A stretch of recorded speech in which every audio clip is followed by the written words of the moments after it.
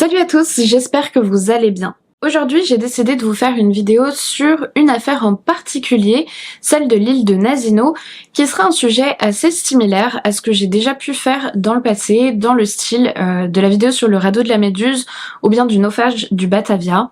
C'est-à-dire que je ne vais pas vous parler d'une personne en particulier, mais plutôt d'un groupe de personnes qui se retrouvent dans une situation extrême. Je fais rarement des vidéos comme ça et pourtant je trouve que c'est hyper intéressant, d'autant que là on va parler d'un sujet très violent qui est le cannibalisme. Alors je préfère vous prévenir tout de suite, je vais évoquer des choses très violentes dans cette vidéo. Préparez-vous tout de suite et peut-être évitez de l'écouter en mangeant si vous avez l'estomac un peu sensible. Si je peux me permettre de vous parler de ce sujet sans me censurer, c'est aussi grâce à Hugo Publishing, l'éditeur avec qui je fais cette vidéo en partenariat, à l'occasion de la sortie de leur nouveau livre, L'île des damnés d'Angelina Delcroix. Ce livre, quand Hugo Publishing m'en a parlé, j'ai cru qu'il avait été écrit pour moi, pour vous. Je vous jure que c'est exactement tout ce qu'on aime dans une histoire, donc laissez-moi vous présenter le pitch. L'île des damnés, c'est une histoire qui se passe dans une France hypothétique dans laquelle le gouvernement crée un projet top secret pour tenter de pallier aux questions de la surpopulation carcérale, de la récidive, du manque de suivi des criminels après leur libération, tout ce genre de problématiques. Et en gros, ce projet qui est à l'état de test dans le livre, c'est d'envoyer des gros criminels, genre très lourds quoi, sur une île dont ils ne peuvent pas s'enfuir et de les laisser se débrouiller entre eux. Ensuite, sur cette île, il y a une psychocriminologue qui s'appelle Chloé qui décide d'y aller incognito en se faisant passer pour une criminelle pour étudier comment se passent les relations, comment évoluent les gens, etc.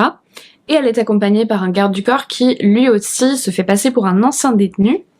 Les deux disparaissent et le gouvernement décide d'envoyer 2 flics pour les récupérer. Voilà, en gros, c'est à ce moment-là que commence le roman. Vous vous en doutez, l'histoire est violente. D'ailleurs, la toute première scène d'ouverture est franchement horrible, ça met dans le bain d'office. Mais vraiment, l'histoire est hyper intéressante et originale. Ça aborde la psychologie des criminels, toutes les questions sur notre système judiciaire et carcéral. D'ailleurs, l'autrice est une ancienne gendarme formée à la psychocriminologie et ça se ressent dans son écriture. On est plongé dans un univers très claustro, en huis clos, un petit peu à la Shutter Island. Et puis on a aussi des personnages féminins forts et ça c'est cool. Bref, c'est vraiment ma recommandation lecture du mois de mars. Le livre vient tout juste de sortir cette semaine et je vous invite à le découvrir si vous aimez les histoires de ce type. La maison d'édition m'a également proposé de vous faire remporter 5 exemplaires du livre, alors si vous avez envie de tenter votre chance, ça se passe actuellement sur ma page Instagram, le concours a lieu ce week-end, donc ne passez pas à côté de cette occasion de gagner le livre.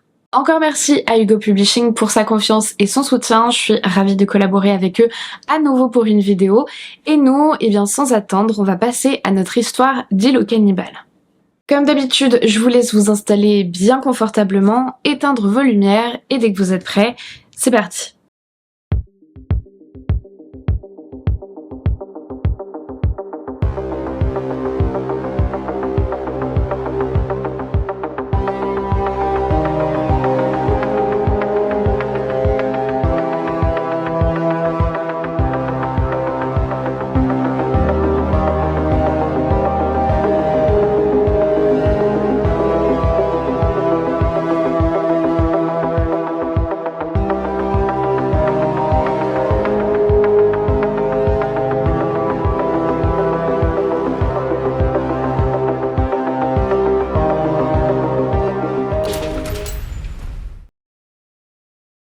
Pour comprendre les faits que je vais vous raconter dans cette vidéo, il faut d'abord placer le contexte.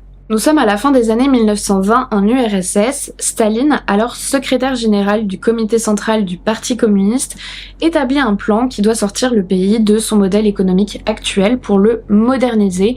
En gros, son objectif, c'est d'industrialiser l'URSS, qui est un pays en grande majorité agricole, pour pouvoir rivaliser avec les pays de l'ouest de l'Occident. Et puis vous le savez, le pilier dans tout ça pour Staline, c'est le communisme. Donc que se passe-t-il? Le concept de propriété privée est volontairement ciblé et ce sont les paysans possédant de grandes fermes qui sont particulièrement victimes de ce système et dépossédés de leurs biens. Il y a une collectivisation des terres et des infrastructures, ce qui entraîne une énorme famine dans les campagnes et un exode rural massif, puisque les paysans partent et viennent s'installer dans les villes dans l'espoir d'une vie meilleure. Par conséquent, les villes se remplissent de monde et inévitablement, quels sont les effets? On voit monter en flèche la pauvreté, il n'y a pas assez de travail pour tout le monde, il n'y a pas assez de logements non plus, et par un effet boule de neige, ça crée de la violence et de l'insécurité forcément. Pour tenter de lutter contre ce phénomène, le parti russe va essayer de mettre en place un système de passeport. Le passeport, ça devient au début des années 30 en URSS un document extrêmement précieux et important qu'il faut absolument avoir sur soi, sous peine de se faire déporter dans un camp ou au goulag. Et donc ces passeports, on les délivre principalement aux personnes qui vivent dans les villes, notamment aux ouvriers. Les paysans, eux, n'y ont pas droit. En gros, c'est pour inciter les gens qui n'ont pas de passeport à rester là où ils sont. Si tu ne te déplaces pas, tu n'as pas trop de risque de te faire contrôler et demander ton passeport. Et comme tu te fais déporter si tu n'en as pas, ça a un effet assez dissuasif. Il y a aussi beaucoup d'autres personnes qui n'ont pas droit au passeport, en plus des paysans. Il y a ceux qui sont considérés comme anti-soviétiques, tous ceux qui sont dits les éléments sans classe, c'est-à-dire quand vous n'êtes pas ni ouvrier, ni paysan, ni dans les élites militaires, politiques ou intellectuelles. Donc ce sont les pauvres, les mendiants, les vagabonds, les prostituées, etc. Donc, vous l'avez compris, on est sur un système de déportation des personnes qui dérangent afin de rendre les villes plus propres et sécurisées et surtout de les désengorger puisqu'elles étaient surpeuplées. Et puis d'un autre côté, c'est bien pratique puisque ça permet de créer de la main-d'œuvre pour faire des sales travaux dans des camps à l'autre bout du pays. Comme si ce n'était pas suffisant, les agents du GPU, la police d'État de l'URSS, étaient plutôt du genre à en faire plus que pas assez, ce qui fait que si quelqu'un se faisait arrêter, qu'il avait un passeport mais qu'il ne l'avait pas sur lui, boum, il se fait quand même déporter. C'est malheureusement arrivé à beaucoup de personnes, des gens qui sortaient juste de chez eux pour faire une course, ils n'avaient pas leurs papiers sur eux, et ils se faisaient envoyer dans un camp. Honnêtement, je pense que c'est assez dur de se représenter ce que pouvait être la vie dans ces conditions. Dernière chose importante à mentionner sur tout ce contexte, les camps de travail forcé ou goulag installés dans l'est du pays accueillent aussi des criminels, souvent d'ailleurs ceux qui sont considérés comme les plus dangereux, parce que les prisons, comme les villes, sont surpeuplées, donc il faut bien trouver un moyen de les vider. Maintenant que vous avez ces éléments, je vais pouvoir vous parler de l'affaire Nazino. On est en URSS en 1933, donc ça fait déjà plusieurs années que la politique d'industrialisation a commencé, avec tout ce qu'elle a entraîné, dont les déportations dans les camps. En mai 1933, une importante déportation de 6114 personnes va virer au pire des cauchemars. Ce sont principalement des hommes, même s'il y a aussi quelques femmes, des délinquants mineurs, des éléments perturbateurs dont on a très envie de se débarrasser. Ils font un voyage hyper long et pénible en train dans d'affreuses conditions pour être acheminés à l'est. Ils sont pas nourris. Ils arrivent dans un camp de transit à Tomsk dans un état semi-cadavérique et déjà 27 personnes perdent la vie durant ce transit. Ces 6000 personnes, on veut les placer dans un camp en Sibérie, camp qui n'a pas les capacités de les recevoir et qui doit être agrandi. En attendant, on décide donc de les débarquer sur une île sur le fleuve Ob, tout près du village de Nazino, et en gros on les abandonne là. A priori le but c'était vraiment pas de les laisser longtemps, mais comme vous allez voir, ça va pas se passer comme ça. Laissez-moi vous décrire un petit peu les conditions de cette arrivée. On a donc un peu plus de 6000 personnes qui n'ont aucune affaire, pas spécialement de vêtements chauds, puisqu'elles portent ce qu'elles avaient au moment de leur arrestation. Il n'y a pas de nourriture, pas d'outils, certains n'ont même pas de chaussures, rien. L'île fait moins de 2 km², elle est entourée par les eaux boueuses du fleuve, en fait c'est comme un grand marécage. Sur les rives en face, il y a des paysans armés qui ont pour ordre de tirer sur quiconque essaierait de s'enfuir de l'île. En gros, cette île, c'est un terrain vierge, il n'y a rien, il n'y a pas de bâtiment. Évidemment, il n'y a pas de source ni d'énergie ni d'eau potable. Il n'y a pas vraiment d'animaux non plus. Il fait extrêmement froid parce qu'on est en pleine Sibérie. C'est juste un terrain vague au milieu d'un marécage sur lequel on balance 6000 personnes.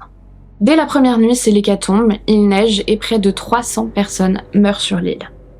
Les jours qui suivent, les prisonniers essaient de faire des feux de camp, mais sans outils, c'est une galère pas possible.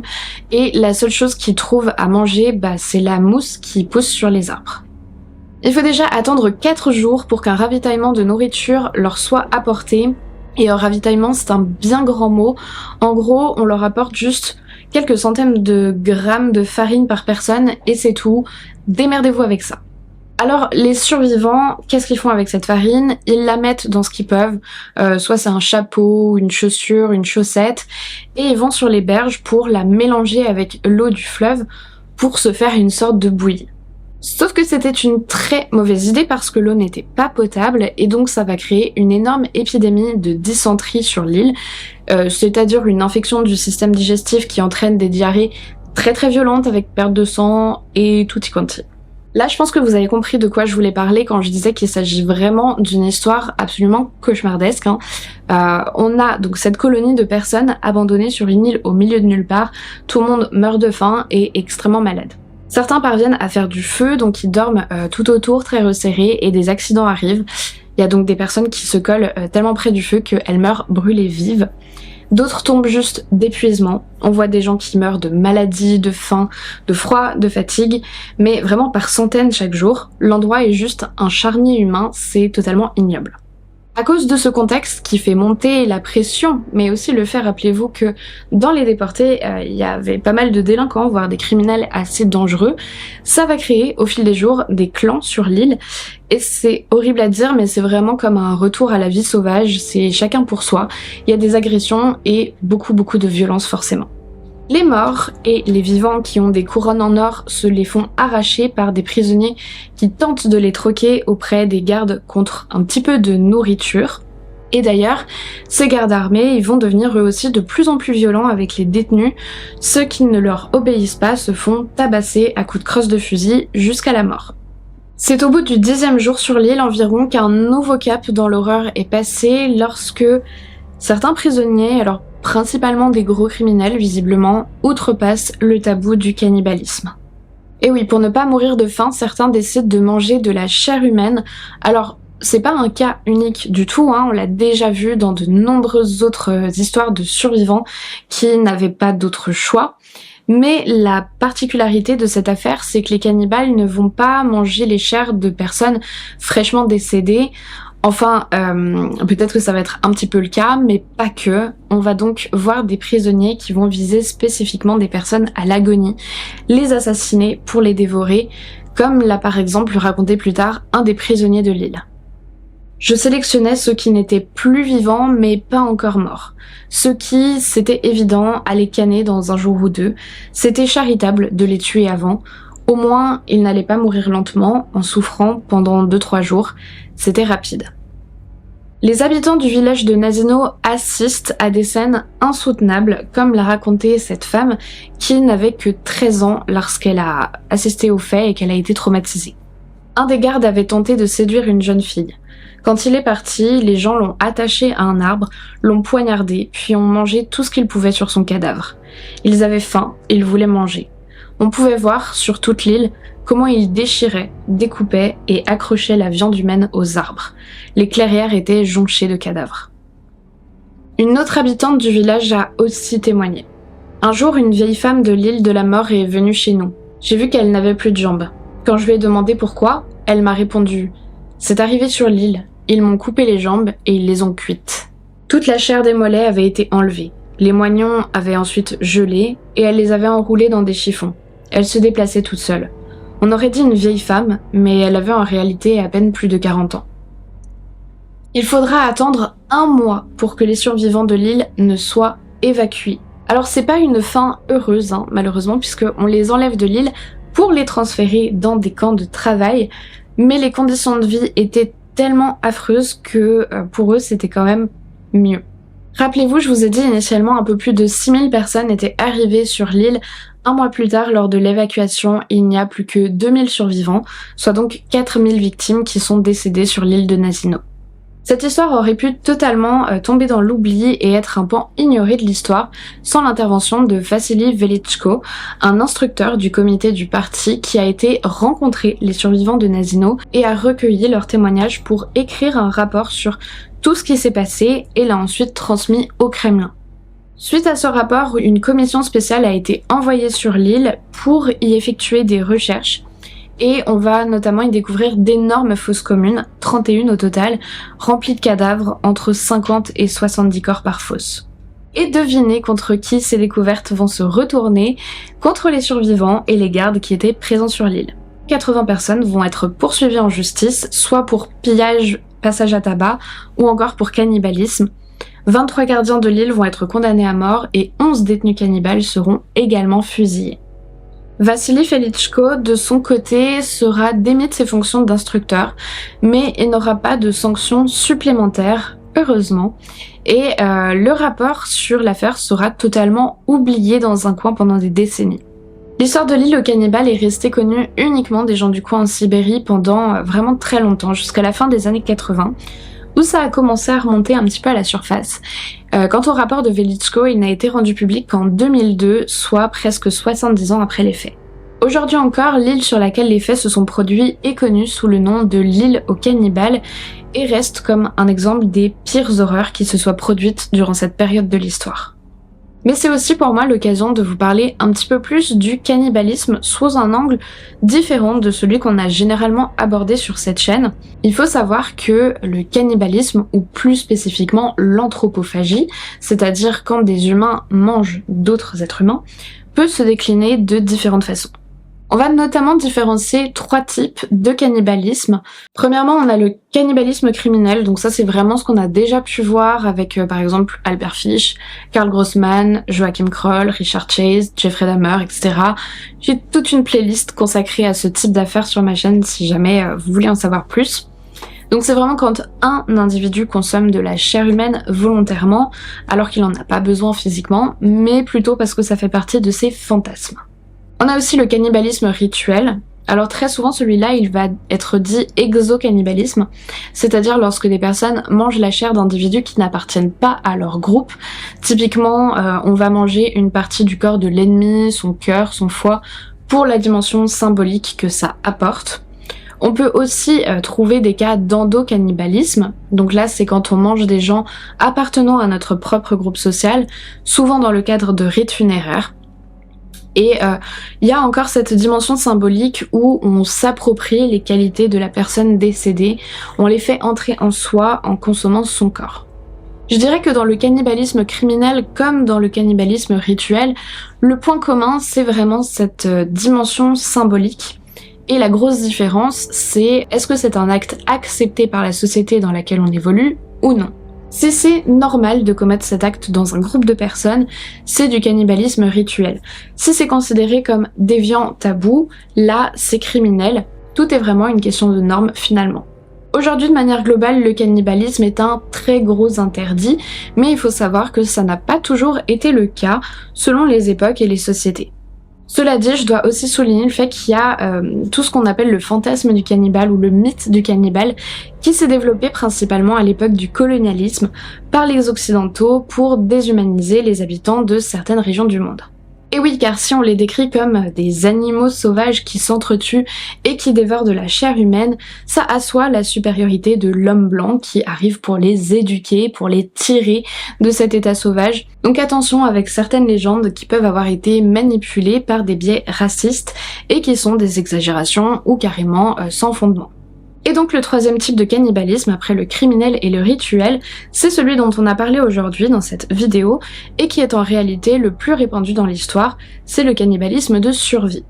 On en parle assez peu parce que c'est vraiment un tabou, mais l'histoire de l'homme à travers beaucoup de périodes a été marquée par ce cannibalisme de survie. Il est notamment très lié aux périodes de guerre, mais aussi de famine. Et quand vous connaissez un petit peu l'histoire en général, vous imaginez bien que c'est quelque chose qui est arrivé très souvent, et ce, dans toutes les sociétés. C'est quelque chose qui existe malheureusement très probablement encore aujourd'hui, même si personne n'ose en parler. Aux guerres et aux famines s'ajoutent aussi toutes les situations d'accidents, d'événements ponctuels et imprévus de personnes qui se retrouvent finalement coincées, bloquées, sans solution pour se nourrir sur une longue durée. C'est beaucoup le cas par exemple au XVIIIe et au XIXe siècle avec toutes ces histoires d'expéditions qui se passent mal. Rappelez-vous du coup de l'histoire du radeau de la Méduse. Et puis plus tard, au XXe siècle, ça va être lors de crash d'avion qu'on peut avoir ce type de cannibalisme. Par exemple, dans l'affaire très connue du crash en 1972 dans la cordillère des Andes. Bref, tous ces exemples forment ces moments où des hommes et des femmes, pour survivre, n'ont pas eu d'autre choix que de consommer de la chair humaine. Ça n'a donc rien à voir avec le cannibalisme criminel ou rituel, et c'est sous cette forme malheureusement que le cannibalisme a, comme je vous l'ai dit, été le plus répandu.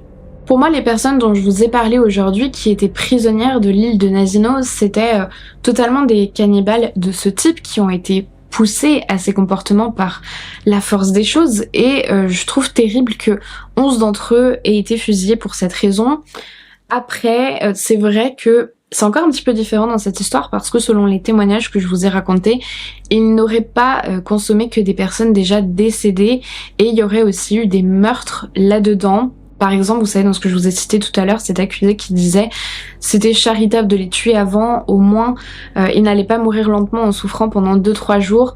On est clairement sur une manière de nier ou d'atténuer sa culpabilité, du genre j'ai pas vraiment tué, j'ai abrégé ses souffrances, je lui ai rendu service finalement. Ce qui est très dérangeant, ça c'est clair. Et là pour le coup, ça renvoie beaucoup plus à un cannibalisme criminel. Mais sinon, de manière plus globale, je pense que ce sont surtout des gens qui ont agi par désespoir et que les véritables coupables, ce sont les gens qui ont déporté des milliers de personnes en pleine Sibérie sans vivre et qui les ont forcés à s'entretuer pour survivre. Voilà donc pour cette vidéo sur l'île de Nazino. Comme d'habitude, j'espère que ce sujet vous a plu et vous a intéressé. Merci de m'avoir écouté jusqu'ici et merci pour votre patience pendant que je suis un petit peu moins présente sur YouTube.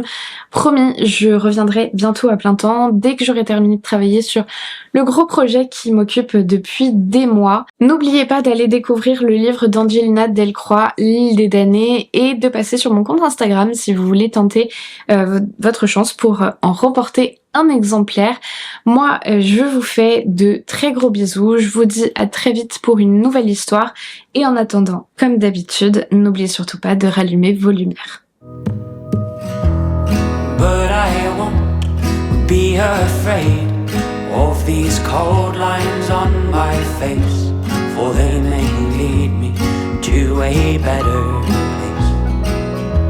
Will you remember what I've done? Will you remember?